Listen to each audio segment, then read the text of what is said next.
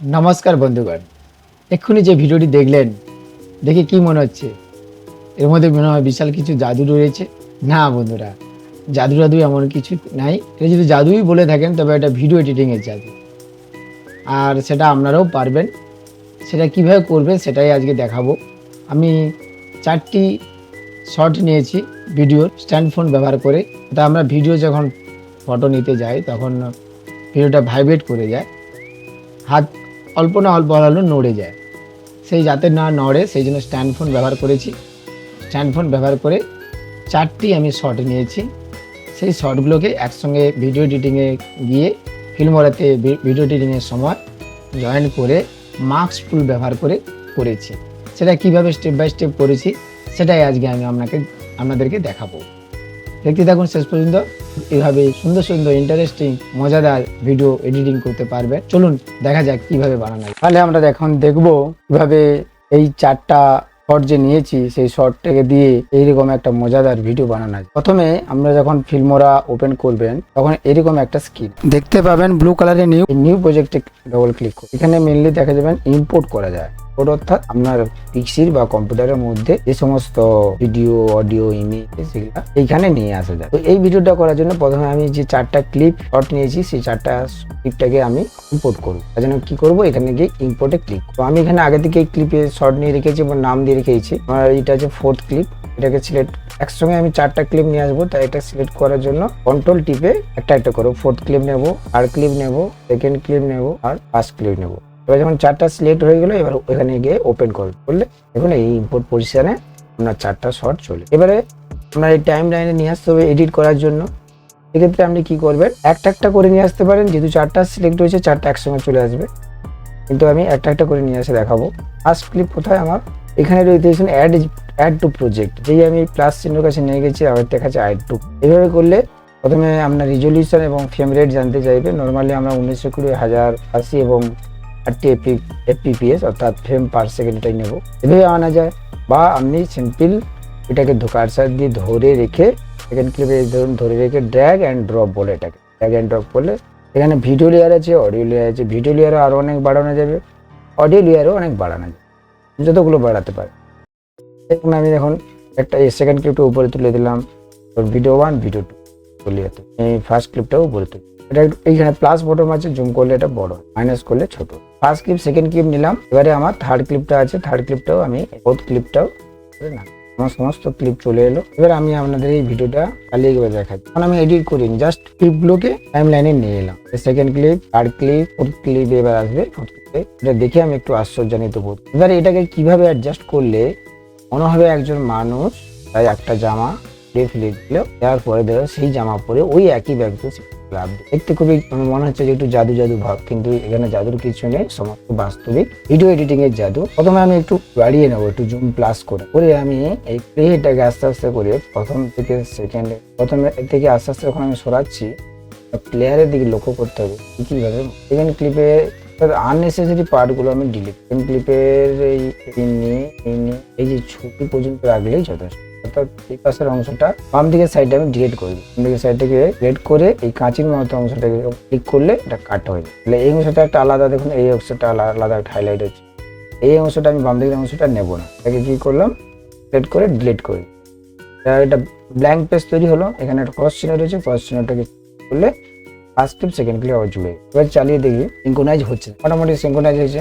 এবার মজাটা হচ্ছে এখানে মার্কসটা কোথায় ইউজ করবি, 3rd ক্লিপ আর 4th ক্লিপের মধ্যে মার্কস। এবারে 4th ক্লিপে যাওয়ার আগে 3rd ক্লিপের নেসেসারি পার্ট কোথায় আছে দেখুন।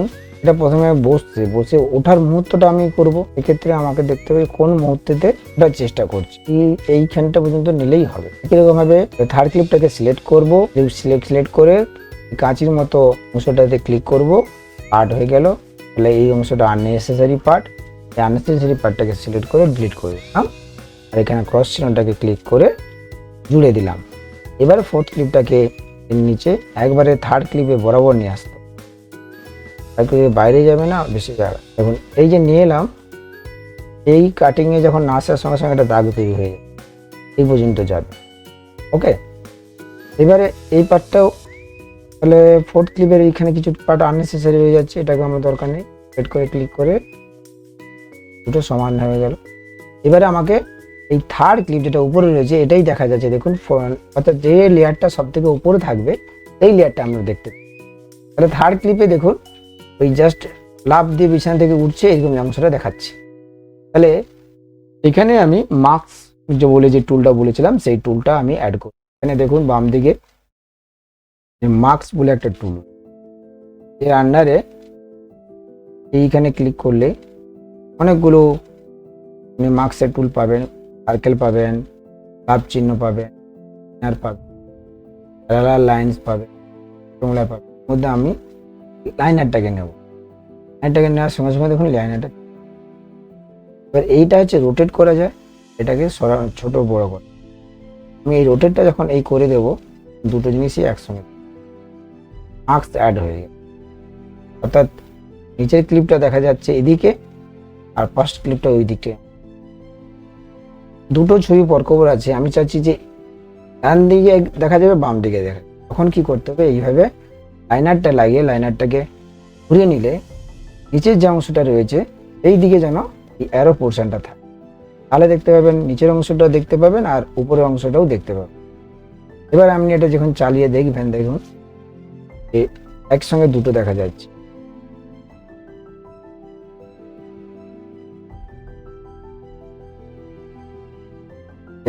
এবার আপনি যদি মনে করেন তো এখানে আপনি মিউজিক অ্যাড করতে পারেন। তাতে ফিল্মোরাতে ইনবিল্ট অনেক মিউজিক রয়েছে, সাউন্ড এফেক্ট রয়েছে। আমার কিছু সাউন্ড এফেক্ট ডাউনলোড করা ইনিশিয়ালি ছিল, এগুলাই আমি দেখছি। এটাকে দিতে পারি আমি, এখানে মানুষটা ওটা দেখার পর একটু আশ্চর্যান্বিত বোধ বাঘ হয়ে গেল। এটা ওভারঅল একটা মিউজিক দিতে পারে। আমার অডিও লেয়ার কিন্তু পরপর তৈরি হয়ে যাচ্ছে। ওভারঅল আপনি চালিয়ে দেখতে